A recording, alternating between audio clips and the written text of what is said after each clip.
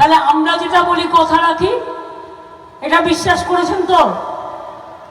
এবার আমি বলি সরকারি কর্মচারীদের, আপনাদের বলেছিলাম 1 মে থেকে 4% পে কমিশনের টাকাটা দেওয়া হবে।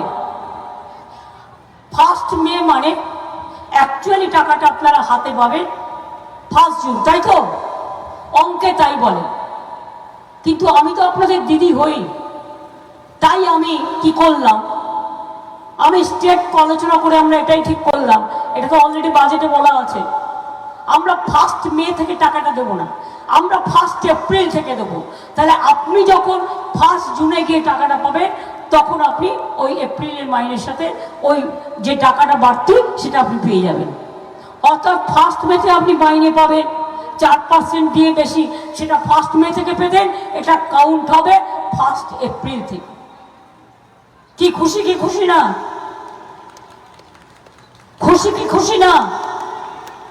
কি স্বরূপ কত বাড়লো? 1 মাসে তাহলে বেশি বাড়তি হলো, কত হলো?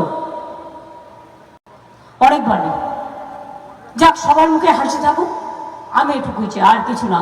আমার ক্ষমতার মধ্যে থাকলে আমি করে দেবো, ক্ষমতার মধ্যে না থাকলে আমি কোথায় পাবো? আগে তো অনেক ট্যাক্স ছিল, এখন তো সব তুলে দিয়েছে, একটাই ট্যাক্স, জিএসটি ট্যাক্স, সব কেন্দ্র তুলে নিয়ে পালাচ্ছে, আর মাছের তেলে মাছ ভাজছে।